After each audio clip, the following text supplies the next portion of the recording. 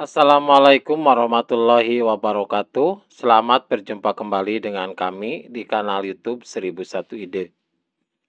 Pada video kali ini kita akan membahas soal ulangan mata pelajaran Bahasa Indonesia. Kelas 8 Sekolah Menengah Pertama. Bab yang kelima yaitu menciptakan puisi kurikulum Merdeka Belajar. Sebelum lanjut pada video pembahasan soal-soal ulangan, kami mengucapkan terima kasih atas dukungannya terhadap perkembangan channel ini, yaitu dengan menekan tombol subscribe dan mengaktifkan tombol notifikasinya untuk mendapatkan informasi terbaru dari channel ini.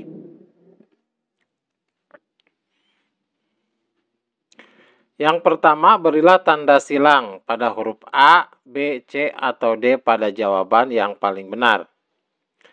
Nomor 1, larik-larik puisi yang dikumpulkan menjadi satu kesatuan disebut titik-titik.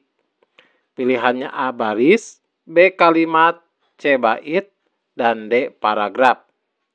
Maka jawaban yang tepat adalah yang C, yaitu bait. Jadi bait itu terdiri atas beberapa larik. Soal yang kedua. Apa yang dimaksud dengan rima? Pilihannya A. Rima adalah kiasan kata yang dapat menghidupkan efek dan menimbulkan konotasi. B. Rima adalah teks yang menginformasikan tentang pokok pikiran yang dapat memperluas pengetahuan pembaca. C. Rima adalah persamaan bunyi pada puisi baik di awal, tengah, maupun akhir. Dan D. Rima adalah pemilihan kata yang dilakukan oleh penyair dalam puisinya. Jawaban yang tepat adalah yang C, di mana rima adalah persamaan bunyi pada puisi baik di awal, tengah, maupun di akhir. Soal yang ketiga. Salah satu puisi karya Chairil Anwar adalah titik-titik. Pilihannya A. Kau, B. Dia, C. Doa, dan D. Hamba. Jawaban yang tepat adalah C, yaitu doa. Soal yang keempat. Titik-titik dalam termangu aku masih menyebut namamu. Titik-titik cahayamu panas suci tinggal kelip lilin di kelam sunyi. Puisi di atas berjudul titik-titik. A. Aku ingin, B. Lilin, C. Tuhanku, dan D. Doa. Maka jawabannya adalah yang D, yaitu doa, karya Chairil Anwar. Soal yang kelima. Kalau klasifikasi sorga ditentukan jumlah langit yang melapisinya, maka negeri kita bagai maskapai rokok sorga langit ketujuh klasifikasinya. Majas yang terkandung dalam puisi tersebut yaitu titik-titik. Pilihannya A. Majas metafora, B. Majas simile, C. Majas repetisi, dan D. Majas personifikasi. Jawabannya adalah majas simile, yaitu perbandingan secara langsung. Perhatikan, kata bagai. Nah, ini adalah ciri dari majas simile. Negeri kita bagai maskapai rokok. Nah, ini. Jadi perbandingan secara langsung. Soal yang keenam. Pagiku hilang sudah melayang. Hari mudaku sudah pergi, sekarang petang datang membayang, batang usiaku sudah tinggi. Makna kata petang pada lari ketiga puisi tersebut adalah titik-titik. A. Waktu sore hari, B. Kehidupan manusia, C. Suasana senja, dan D. Masa tua. Jadi petang di sini adalah masa tua, karena pada larik yang kedua sebelumnya hari mudaku sudah pergi, ini menyatakan usia. Soal yang ketujuh. Burung dara jantan yang nakal, yang sejak dulu kau piara, kini terbang dan telah menemui jodohnya. Ia telah meninggalkan kandang yang telah kau buatkan. Puisi tersebut termasuk puisi titik-titik. A. Diapan, B. Prismatis, C. Elegi, dan D. Ode. Ini termasuk ke dalam puisi diapan, karena ini adalah secara langsung dan jelas. Kalau prismatis itu banyak mengandung kata-kata kiasan. Soal yang ke-8.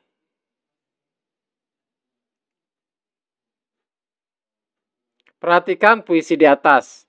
Makna kata kandang. Ia telah meninggalkan kandang. Berarti makna kata kandang dalam puisi tersebut adalah titik-titik. A. Kampung halaman. B. Rumah. C. Tempat tinggal yang terpisah dan D. Negeri asing. Maksudnya adalah rumah. Kandang itu adalah tempat tinggal, maka itu adalah rumah. Soal yang ke-9. Perhatikan puisi yang di atas. Majas yang digunakan dalam puisi tersebut adalah titik-titik. A. Hiperbola, B. Simile, C. Metafora, dan D. Repetisi. Maka jawabannya adalah metafora. Di sini dimana kata kandang ini adalah sebagai kata rumah. Ia telah meninggalkan kandang. Berarti ia telah meninggalkan rumah ini termasuk ke dalam majas metafora. Selanjutnya yang ke-10. Kelip danau di pagi hari, lonceng gereja Bukit Itali. Jika musim tiba nanti, jemput abang di Teluk Napoli. Nah, rima akhir bait-bait puisi berpola titik-titik. Pilihannya A, A, B, A, B, C, A, I, D, A, B, C, D. Maka polanya apabila kita lihat adalah A. Perhatikan kata hari, Itali, nanti, dan Napoli. Soal yang ke-11. Perhatikan puisi di atas. Cuplikan bait puisi di atas bertema tentang titik-titik. A. Keagamaan, B. Kerinduan, C. Kekecewaan, dan D. Kesedihan. Perhatikan pada lirik yang kedua dan yang ketiga.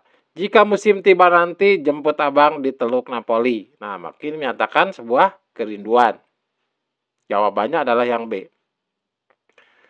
Soal nomor 12. Jika drama, prosa, puisi, dan majas merupakan macam-macam sastra, maka majas secara pengertian umum adalah titik-titik. Pilihannya A. Gaya bahasa yang digunakan untuk menyampaikan pesannya yang penuh dengan kiasan. B. Gaya bahasa yang dituangkan melalui imajinasinya. C. Gaya bahasa yang menyampur adukan segala lingkup kehidupan. Dan D. Semua jawaban yang benar. Maka jawabannya adalah A, yaitu gaya bahasa yang digunakan untuk menyampaikan pesannya yang penuh dengan kiasan. Soal nomor 13. Di bawah ini merupakan beberapa hal yang perlu diperhatikan ketika membaca puisi kecuali A. Vokal, ekspresi, dan rima. C. Mimik, penghayatan, dan intonasi. C. Penghayatan, ekspresi, dan rima. D. Intonasi, ekspresi, dan vokal. Karena ini pengecualinya adalah intonasi, ekspresi, dan vokal.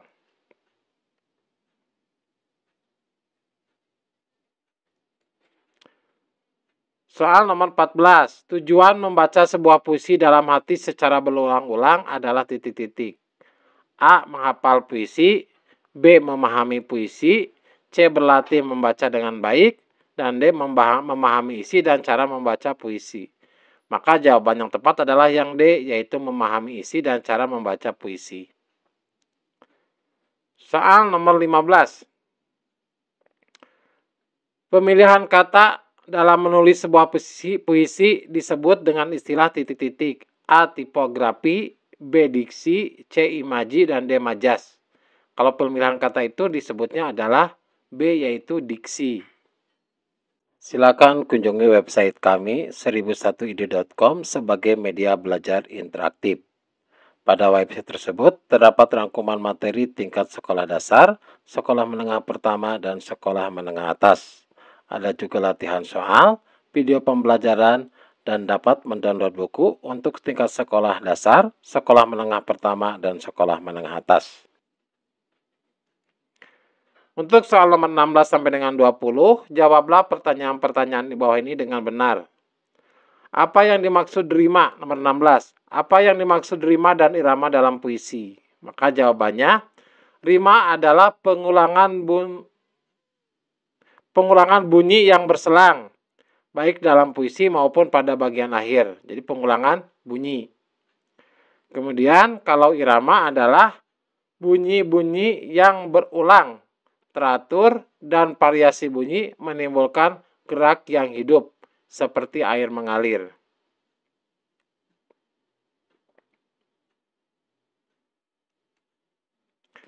Selanjutnya soal nomor 17. Apa yang dimaksud dengan puisi diapan? Jawabannya, puisi diapan berarti puisi yang isinya mudah dipahami. Puisi diapan sering disebut sebagai puisi polos. Selanjutnya soal nomor 18. Apa yang dimaksud majas metafora? Berikan contohnya. Maka jawabannya, metafora diartikan sebagai pemakaian kata atau kelompok kata bukan dengan arti sebenarnya, melainkan sebagai lukisan yang berdasarkan persamaan atau perbandingan. Contohnya pada kata tulang punggung itu artinya penopang. Dan buah hati itu artinya anak kesayangan. Soal nomor 19. Apa yang dimaksud dengan simile? Berikan contohnya. Jawabannya, simile adalah perbandingan yang langsung menyatakan sesuatu sama dengan hal lainnya dengan menggunakan kata-kata pembanding seperti sama, sebagai, bagaikan, bak, laksana, dan umpama. Contoh katanya adalah matanya seperti bintang timur. Perhatikan matanya itu dibandingkan dengan bintang timur, maka ada kata seperti. Atau bagai air di daun talas. Di sini ada kata bagai, berarti membandingkan sesuatu dengan air yang ada di daun talas. Soal nomor 20. Sebutkan langkah-langkah mendeklamasikan puisi. Maka jawabannya adalah yang pertama, bacalah puisi secara berulang-ulang. Kemudian yang kedua, tandailah kata-kata sulit dan ucapkanlah kata-kata tersebut berulang kali.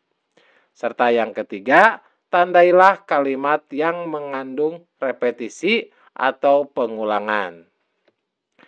Demikianlah video pembahasan untuk soal ulangan mata pelajaran Bahasa Indonesia kelas 8 bab yang kelima, kurikulum Merdeka Belajar. Jangan lupa juga kunjungi website kami yaitu 1001ide.com. Semoga video ini bermanfaat. Assalamualaikum warahmatullahi wabarakatuh.